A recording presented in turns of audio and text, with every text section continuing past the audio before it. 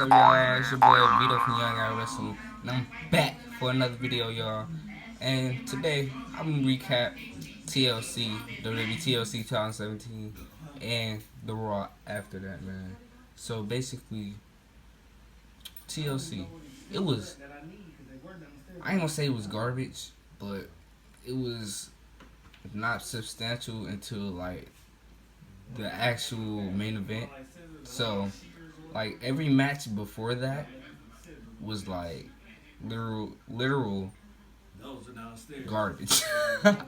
I'm sorry, but the main event was like pure gold. Like it was the best part of the whole pay per view, and like I didn't even expect Kurt Angle to even make this challenge of being in the Shield to replace Roman Reigns. Like I really didn't know who to expect to be Roman Reigns' substitute, but Kurt Angle did very, very well. Like even like after he took that bump by Braun Strowman after he got slammed through the table or whatever, and he got injured. You seen the EMT come out, and after that, I thought it was over. I thought they were done for it, but then you know it's WWE, so anything can happen. So after they teamed on them, Miz, Kane, Cesaro, Sheamus, Braun. Basically, Kane and Braun got into it, so that was just pure gold because no one is expecting Braun and Kane to not get along because, like, come on, they're like total destruction together. But as always, somebody has to, you know, stir the pot. But Miz actually tried to be like the peacekeeper, but that wasn't working. So Braun turned heel on everybody, and Kane had to put him in check. He slammed him through the announce tables and threw a whole bunch of tables and chairs on top of him. It was so hilarious, and we haven't seen something like that in years. Like it's been like some years that like we've seen something like that happen. Like, and when they brought out the garbage truck, bro, that was very funny. And after Braun got mad at everybody and started attacking everybody, then Kane came in and had to put him in check, and everybody started jumping on Braun. So then after they beat up Braun, they put him in the garbage truck. That was hilarious, man.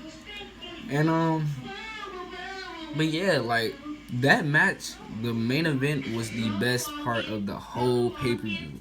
Besides, alright, it's one other match that I would say was pretty good, just because the person I wanted to win won, and that was Enzo versus Kalisto for the Cruiserweight Championship. And I gotta go with my man Enzo, cause he's like the what do I would say?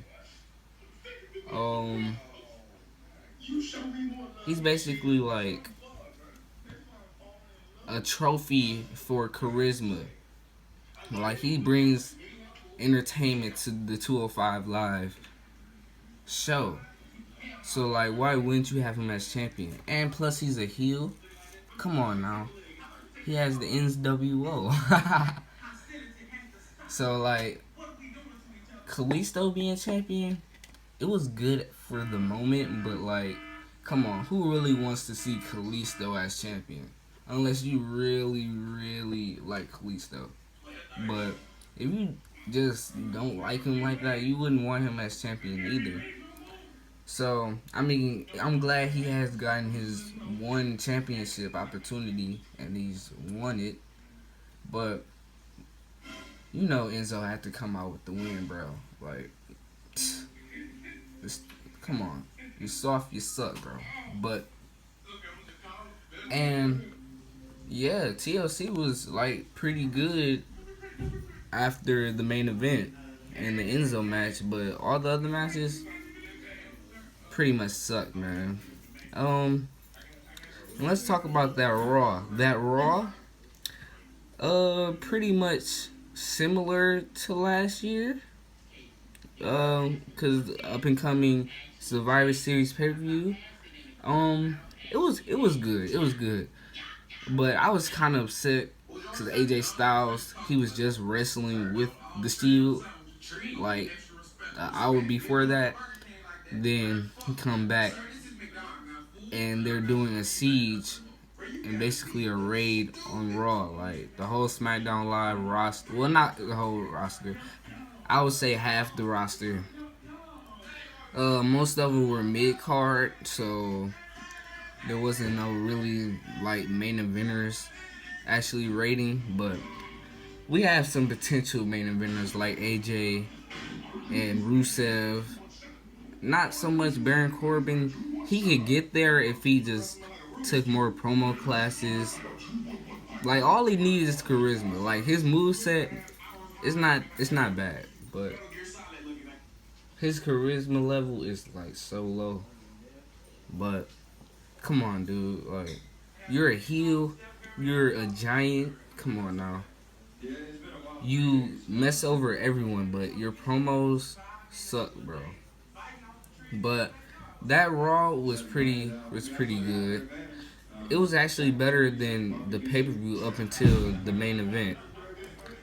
And the Jinder Mahal call out, like I know you gotta make yourself feel like you're the big dog.